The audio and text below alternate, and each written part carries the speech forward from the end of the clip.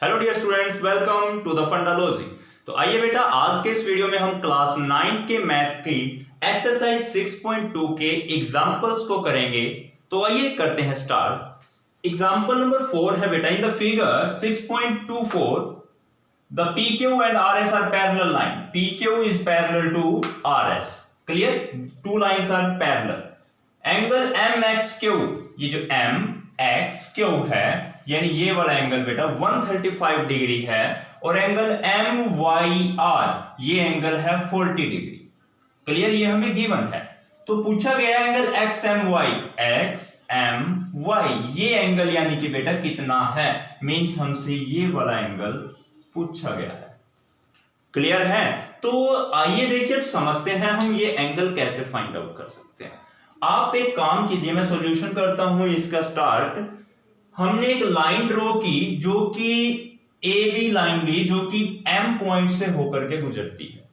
Clear है? ये देखिए यहां पर एक AB लाइन ड्रॉ करी हमने जो कि इस पॉइंट M से होकर के गुजरती है। क्लियर? और ये जो लाइन AB है ये पैरेलल है PQ के। क्लियर? तो यानी ये जहां से जो लाइन जाएगी वो PQ के पैरेलल है, वो मैंने कंसीडर किया। तो ये डायग्राम अब हमारा कुछ, ये वाला डायग्राम कुछ इस तरीके से बन गया है। क्लियर है? अच्छा, अब देखिए ये एंगल 40 है, तो बेटा ये एंगल भी कितना होगा? 40 डिग्री। क्यों? कौन सा एंगल है ये? अल्टरनेट एंगल है दोनों। क्लियर? तो चलो ये आधा तो मुझे पता चल गया, मुझे निकालना था पूरा। या ये नीचे वाला 40 है पता चल गया, ऊपर वाला कितना ये नहीं पता। ये कैसे पता करेंगे? देखो आप, ये एक स्ट्रेट लाइन है ना, स्ट्रेट लाइन पर टोटल एंगल कितना होता है? 180 डिग्री। अगर ये 135 है तो 180 में से इसको माइनस कर दो, ये आ जाएगा आपके पास। क्लियर? तो सबसे पहले मैं निकालूंगा एंगल PXM। देखिए, या फिर यूं बोले इसको हम MXP। तो बेटा एंगल MXP बराबर है, यहां पर पहले देखिए एंगल MXP यानी ये वाला एंगल प्लस एंगल MXQ यानी ये वाला एंगल, ये दोनों एंगल का सम 180 डिग्री, दोनों का सम 180 डिग्री। क्लियर? तो पहले मैं निकालता हूं MXP। तो ये एंगल उस तरफ जाके माइनस, ये 180 में से माइनस हो गया एंगल MXQ। क्लियर? तो 180 में से माइनस किया MXQ कितना है? MXQ 135, तो ये 135 माइनस कर दिया। देखिए इन दोनों का सम 180 था, दोनों का सम 180 था, तो मुझे ये निकालना था, यानी ये, तो मैं इस एंगल को उस तरफ ले गया, माइनस में आ गया। ठीक है? और इसकी वैल्यू हमें कितनी गिवन है? 135 डिग्री। तो इनको माइनस किया तो बेटा मेरे पास आ गया 45, यानी कि ये वाला एंगल कितना आया मेरा? 45 डिग्री। बात समझ में आई? अब ये एंगल और ये एंगल दोनों इक्वल है बेटा, ये और ये दोनों एंगल क्या है? इक्वल।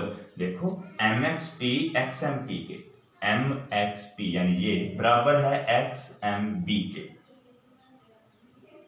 सॉरी ये XMB है बेटा। क्लियर है? तो ये और ये दोनों एंगल आपके क्या हो गए? इक्वल। और कितनी वैल्यू है? अगर इसकी हमारे पास आई है 45 वैल्यू, तो इसकी भी 45, तो ये हो गया 45। क्लियर?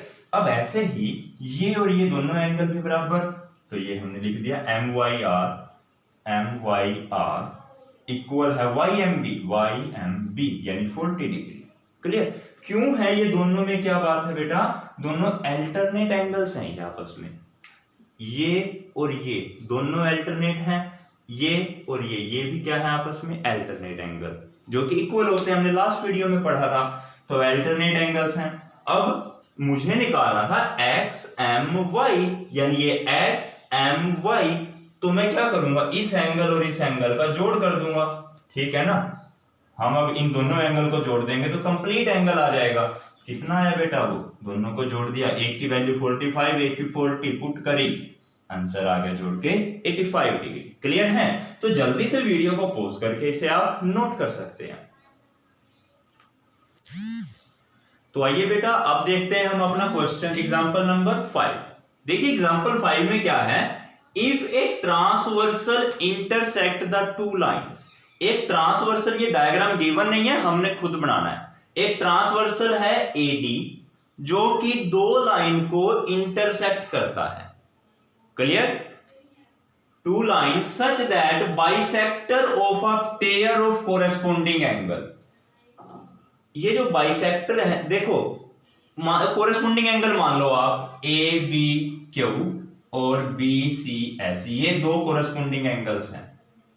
क्लियर? इनको बाइसेक्ट करती हैं कुछ लाइनें, एक लाइन ये रही, एक लाइन ये, मतलब इस इन कोरेस्पोंडिंग एंगल है ना, ये जो ए बी क्यू और बी सी एस, इनको एक एक लाइन बाइसेक्ट करती है।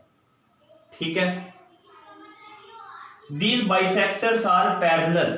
कह रहे ये जो बाइसेक्टर लाइन है ना बीई और सीजी, ये एक दूसरे के पैरेलल हैं। तो हमने लिख लिया बेटा, देखो एक कहां गया, BE bisect the A B Q, B से ई ने ए बी क्यू को बाइसेक्ट किया, जितना ये एंगल उतना ये एंगल। वैसे ही सी जी ने इस एंगल बी सी एस को बाइसेक्ट किया, मतलब जितना ये एंगल उतना ये एंगल। बाइसेक्ट का मतलब दो बराबर हिस्सों में बांट देना, जितना ये एंगल होगा उतना ये, जितना ये उतना ही ये। क्लियर है? तो बेटा ये तो हमें गिवन है, और क्या गिवन है साथ में? कह रहे हैं बीई एंड सीजी दोनों पैरेलल हैं एक दूसरे के।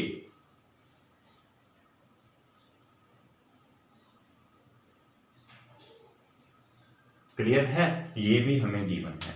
तो हमें प्रूव क्या करना है कि ये दो लाइनें भी पैरेलल हैं, यानी ये जो पी क्यू लाइन है और आर एस लाइन है ये एक दूसरे के पैरेलल हैं, ये हमें प्रूव करना है।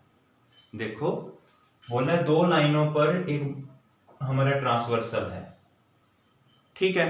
तो जो कोरेस्पोंडिंग एंगल थे ये ए बी क्यू और बी सी एस, इनको दो बाइसेक्टर बाइसेक्ट करते हैं, यानी एक बाइसेक्टर ये था जिसने इसको बाइसेक्ट किया, एक ये लाइन थी जिसने इस एंगल को बाइसेक्ट कर दिया। क्लियर है? अब यहां पर ये एक बाइसेक्टर है आपका, ये भी एक बाइसेक्टर है, दोनों बाइसेक्टर्स हो गए। तो अब आप ये दोनों पैरेलल हैं एक दूसरे के, ये भी हमें गिवन है। तो हमें प्रूव करना है कि ये दो लाइनें हैं ये भी पैरेलल होंगी। तो देखते हैं, हाँ ये समझते हैं इसको। ये चीज तो हमें गिवन है, हमें प्रूव करना है ये दोनों आपस में पैरेलल हैं। क्लियर? तो अब आप देखिए बेटा ए बी ई एंगल, क्योंकि ये लाइन इस पूरे एंगल को बाइसेक्ट करते हैं, यानी ऊपर वाला और नीचे वाला एंगल सेम, मतलब ए बी ई बराबर है Q B E, A B E बराबर क्यू बी ई। ये बात क्लियर हुई? अच्छा अब आप देखिए बेटा ए बी क्यू को मैं कैसे लिख सकता हूं? ए बी क्यू, ये वाला एंगल प्लस ये वाला एंगल, मतलब इन दोनों एंगल का सम ही तो ये टोटल एंगल होगा। तो मैंने क्या लिखा? ए बी क्यू यानी ये वाला एंगल ए बी क्यू बराबर है A B E plus Q B E, A B E plus Q B ई।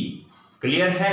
अब ए बी ई की जगह ए बी ई ही रखा, कोई इश्यू नहीं है, प्लस अब क्यू बी ई को मैंने किसके इक्वल बताया था? ए बी ई, ये वाला और ये दोनों बराबर है ना, तो मैं क्यू बी ई की जगह भी यही लिख सकता हूं ए बी ई, क्योंकि दोनों एंगल आपस में इक्वल हैं।